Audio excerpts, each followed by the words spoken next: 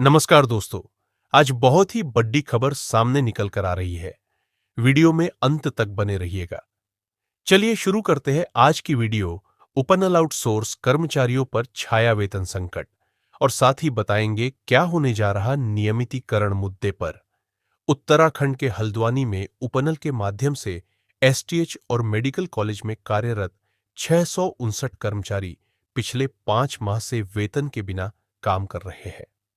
यह स्थिति केवल वित्तीय संकट का ही प्रतीक नहीं है, बल्कि प्रशासनिक उदासीनता और व्यवस्था की खामियों को भी उजागर करती है।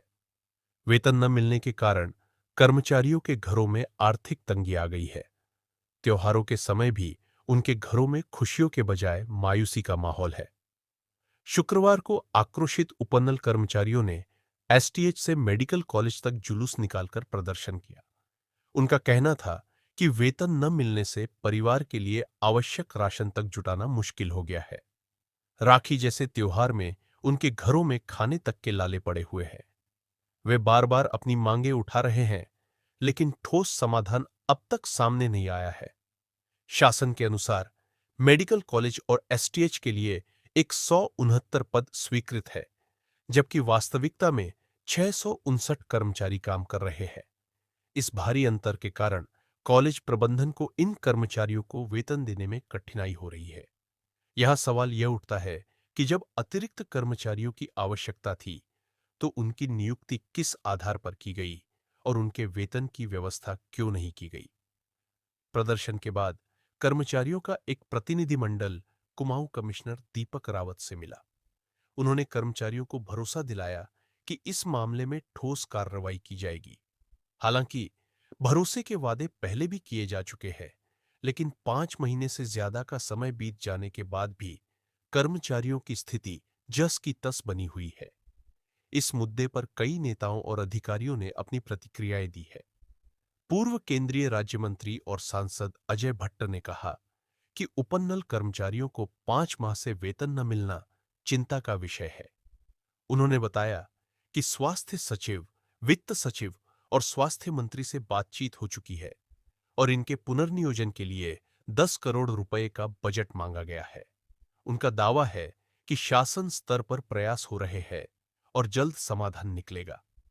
हल्द्वानी के विधायक सुमित हृदयेश ने सरकार पर तीखा हमला करते हुए कहा कि उपनल कर्मी एसटीएच की रीढ़ है।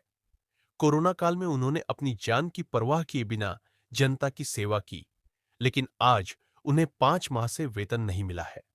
उनके अनुसार सरकार डबल इंजन की बात करती है, लेकिन वास्तविकता यह है कि कर्मचारी वेतन के लिए सड़कों पर उतरने को मजबूर है। मेडिकल कॉलेज के प्राचार्य डॉ.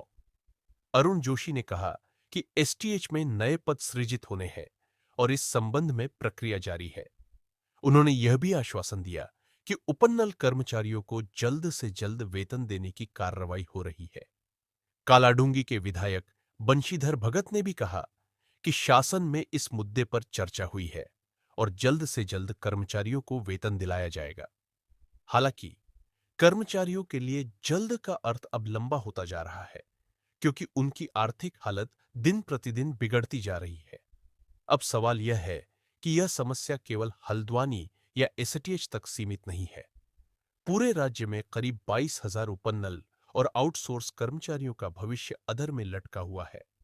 नियमितीकरण को लेकर लंबे समय से मांग उठ रही है।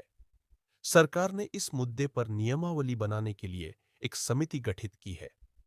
कोर्ट ने भी सरकार को इस मामले में कार्रवाई के लिए केवल 2 सप्ताह का समय दिया है और 29 अगस्त तक जवाब प्रस्तुत करने का निर्देश दिया है।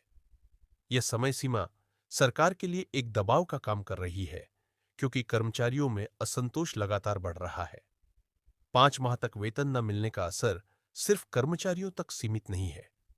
उनके परिवार, बच्चों की पढ़ाई, चिकित्सा और रोजमर्रा के खर्च भी प्रभावित हो रहे हैं। कई कर्मचारी कर्ज लेकर घर चला रहे हैं, कुछ को घर का किराया तक देना मुश्किल हो गया है। इस आर्थिक दबाव का मानसिक स्वास्थ्य पर भी गहरा असर पड़ रहा है। कर्मचारियों का कहना है कि वे काम तो रोज कर रहे हैं, अस्पतालों में मरीजों की सेवा कर रहे हैं, लेकिन बदले में उन्हें उनके श्रम का मूल्य नहीं मिल रहा। यह स्थिति न केवल अन्यायपूर्ण है, बल्कि श्रम कानूनों और संवैधानिक अधिकारों का भी उल्लंघन है। मूल सवाल यह है कि अगर पद स्वीकृत 169 है, तो 659 कर्मचारियों की नियुक्ति कैसे और किस आधार पर की गई? क्या यह नियुक्ति तत्कालीन जरूरत के कारण हुई? और अगर हां, तो फिर उनके वेतन का इंतजाम क्यों नहीं किया गया? यह भी सोचना होगा कि क्या उपन्नल जैसी व्यवस्था, जो अस्थायी और ठेका आधारित भर्ती का माध्यम है, लंबे समय तक अस्पतालों और मेडिकल कॉलेज जैसे संवेदनशील क्षेत्रों के संचालन के लिए उपयुक्त है। स्थायी कर्मचारियों की जगह लंबे समय तक संविदा और आउटसोर्स कर्मचारियों पर निर्भर रहना न तो कर्मचारियों के लिए सुरक्षित है और न ही सेवाओं की गुणवत्ता के लिए। सरकार के सामने दोहरी चुनौती है। एक तरफ उसे तत्काल कर्मचारियों का बकाया वेतन जारी करना होगा ताकि उनकी आर्थिक स्थिति सुधर सके। दूसरी तरफ उसे इस व्यवस्था में सुधार करना होगा ताकि भविष्य में इस तरह का संकट ना आए। नियमावली बनाने और नियमितीकरण की प्रक्रिया को तेज करना भी जरूरी है। अगर 29 अगस्त तक सरकार कोर्ट में ठोस योजना पेश नहीं करती, तो यह मामला कानूनी रूप से और उलझ सकता है। इससे न केवल कर्मचारियों का धैर्य टूटेगा, बल्कि सरकार की छवि पर भी नकारात्मक असर पड़ेगा। दोस्तों, खबर के संबंध में आपकी क्या राय है? हमें कमेंट करें। वीडियो अच्छा लगे तो लाइक, शेयर और चैनल में नए हैं तो सब्सक्राइब करें